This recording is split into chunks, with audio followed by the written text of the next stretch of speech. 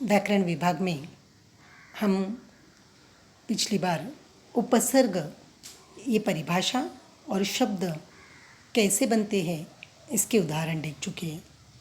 ये ज्ञान दृढ़ीकरण की प्रक्रिया आपकी अच्छी तरह से हो इसके लिए इसी विभाग का दूसरा विषय उपसर्ग ही, लेकिन अधिकतर उदाहरण देकर आपको ये विभाग स्पष्ट कर रही हूँ। उपसर्ग हमारे सबको याद है ना, शब्दांश जो शब्द के पहले लगता है, याद हो गया। शब्द के पहले लगने वाला शब्दांश माने उपसर्ग।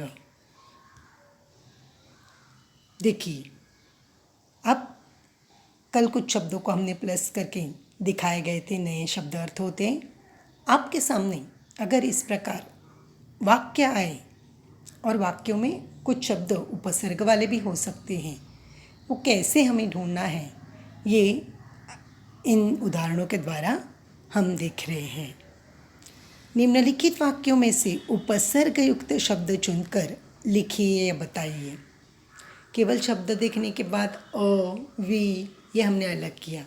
अब यही शब्द अगर वाक्यों में आते हैं तो आप कैसे पहचानेंगे, ये देखना बहुत ज़रूरी है। आपके सामने कुछ वाक्य लिखे हैं जो आपके लिए बहुत ज़रूरी है। पहला वाक्य, यह बात असंभव थी। पहला वाक्य सामने नज़र आ रहा है आपके, यह बात असंभव थी। अब इस वाक्य में हमें उपसर्ग शब्द कौन सा है ये चुनना है, तो उत्तर नज़र आ रहा है सामने, असंभव।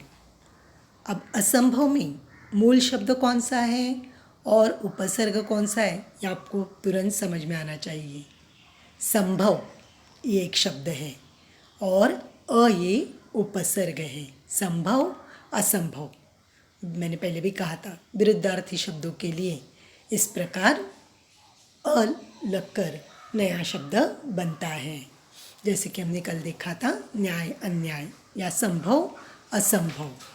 यहाँ उपसर्ग वाला शब्द कौन सा है, असंभव, क्योंकि मूल शब्द है संभव, उसके आगे अलग शब्द शब्दांश लगा है अ। दूसरा वाक्य है आपके सामने, सत्य अहिंसा दया ये सद्गुण है। इन वाक्यों में कौन से उपसर्ग वाले शब्द हैं, तो देखिए उत्तर के रूप में मैंने लिखे हुए हैं अहिंसा और सद्गुण। नज़र आ रहे हैं आपको, हिंसा, अहिंसा में हिंसा ये मूल शब्द है, उसके आगे अ लगकर नया शब्द बनता है अहिंसा। और सद्गुण, गुण इस शब्द के पहले भी हमने देखे हैं, सगुण निर्गुण अवगुण ये बताया था मैंने पहले भी। उसी प्रकार सद्गुण ये भी शब्द बनता है, इसीलिए सद ये क्या हो जाता है, उपसर्ग। अहिंसा और सद्गुण ये दो उपसर्ग वाले शब्द हैं। उसमें सत्य भी है दया भी है, ये भी शब्द है, लेकिन ये उपसर्ग वाले हो सकते हैं क्या, नहीं, क्योंकि ये एक शब्द ही है। सत्य पूरा एक शब्द है, दया पूर्ण शब्द है। इसके इस प्रकार अहिंसा और सद्गुण जिसमें शब्द के पहले का शब्दांश लगा हुआ है। तीसरा उदाहरण देखेंगे, चंद्रमा पृथ्वी का उपग्रह है। तीसरे वाक्य में उदाहरण के तौर पर दिए गए उपग्रह ये उत्तर है। क्यों, क्योंकि आपको मूल शब्द समझ में आना चाहिए कि ग्रह ये मूल शब्द है, ग्रह के आगे उपग्रह ये उपसर्ग लगा है। उपग्रह ये शब्द बना है एक, लेकिन उपसर्ग है उसमें उप शब्दांश है, और इसी कारण ग्रह मूल शब्द है और उप ये उपसर्ग है। समझ में आ रहा है, सबको बनाने आएगा। ग्रह दिया शब्द तो इस प्रकार उपग्रह ये हम उपसर्ग वाला शब्द बना सकते हैं। समझ में आ गया। आगे चौथा वाक्य आपके सामने नज़र आ रहा है, हमें प्रयत्न करना चाहिए। इस वाक्य में भी आपको नज़र आ रहा है प्रयत्न। आपको लगता है कि प्रयत्न तो एक शब्द है दिखने में, लेकिन यहाँ भी प्र ये उपसर्ग है, क्योंकि यत्न जिसका अर्थ भी प्रयास होता है, कोशिश करना होता है, लेकिन प्र ये उपसर्ग लग सकता है। यत्न एक मूल शब्द है, प्रयत्न ये भी क्या हो जाएगा, उपसर्ग युक्त शब्द हो जाएगा। दिखने में तो हमें शब्द लगता है, प्रयत्न एक शब्द है, लेकिन यत्न उसमें मूल शब्द है। प्र ये भी उपसर्ग है। समझ में आ गया।